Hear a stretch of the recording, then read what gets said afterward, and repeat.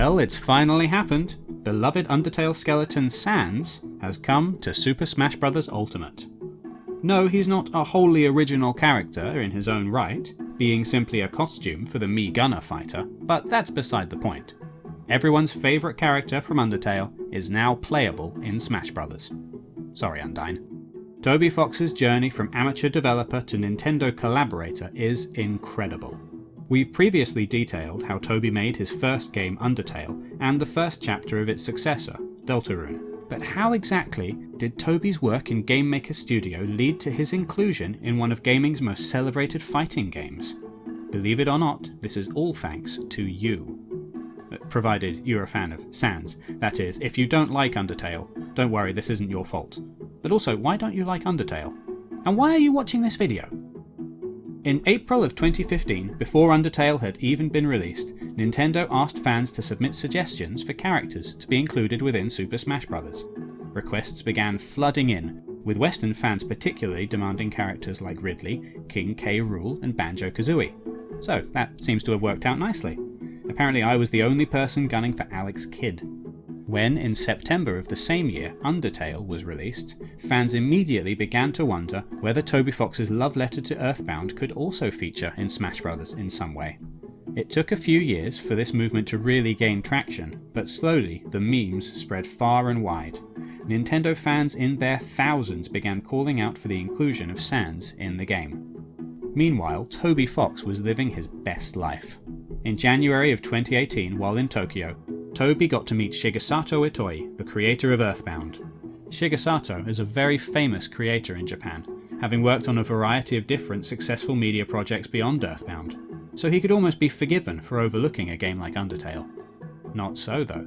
According to Toby, today when I was walking around Tokyo, I happened to find a Hobonichi event, Shigesato Itoi's company. Then I happened to meet Shigesato Itoi, Mother's creator.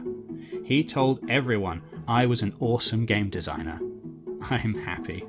This world is made of strange coincidences, huh? Toby also got the chance to spend time with none other than Masahiro Sakurai, who invited him to his house. According to Toby, this was an intimate affair. There was no translator, so their conversations weren't stiff and disjointed thanks to the inclusion of an intermediary. This did, however, mean that Toby had to do his best to use his own broken Japanese to try and communicate with Masahiro. The pair played Smash Bros, and Masahiro was very impressed at just how good Toby was at the game. He was among the best players that had been invited to Masahiro's home. They played over and over, letting the computer choose random characters for them to play each round. Half the time Masahiro won, half the time Toby won. They were fairly evenly matched, and Masahiro even suspected that Toby might be just a little better at the game, at least picking random characters.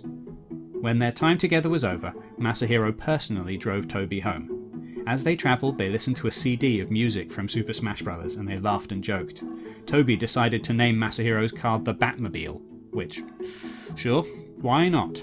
It's canon now. Masahiro Sakurai drives the Batmobile and listens to Smash Bros. Music at every available moment. Quite aside from anything else, this certainly does show how much he cares about his game, that he's so absorbed by it, even during what is theoretically his time off. But then, work-life balance has never been his strong suit. It was presumably following their time together that Toby was invited to compose a new arrangement of Megalovania for Smash Bros., but this wasn't all he was asked to do. Game Freak, another orbital Nintendo company, was working on their brand new original game, Little Town Hero. If you're wondering why Game Freak doesn't have more resources to pour into modelling every single Pokemon for Sword and Shield, bear in mind that they are also trying to reinvent the role-playing game genre with this nifty-looking title. Little Town Hero is apparently what would happen if Majora's Mask was a turn-based role-playing game, in which you explore a small community, make friends with various people, help them with their problems, and then use their loyalty to hurl them against monsters that get in your way. Just like how real friendship works. With development on Little Town Hero and Pokemon Sword and Shield running concurrently, Game Freak needed to expand and to work with new creators. Additional artists and developers were hired, but to give Little Town Hero a distinct feel from their other work, the studio decided to hire an outside composer for the bulk of the game's music. That composer was Toby Fox. Speaking about his experience working on the game, Toby said that it was an honour to be included. Toby initially composed the music, and then it was arranged by veteran Game Freak composer Hitomi Sato, best known for his work on Pokemon Black and White. Said Toby, "Though it was a very small team, I felt a lot of passion from the people working on it. I'm looking forward to finally trying the game myself and seeing how it turned out." Toby's journey over the past few years has been incredible. He's made a small passion project that he didn't really expect anyone would care much about. But after it blew up on Kickstarter and then wide release, he's gone from strength to strength. Now his character and music has been included in Super Smash Bros., and he's been able to compose music for the guys who make Pokemon games. The moral of the story is that you never know where your passion project might take you. You might not end up with the success that Toby Fox has achieved, but your own personal development goals are no less valid. Make things you can be proud of. Develop talents that make you happy. Learn, grow, and, most importantly, stay determined.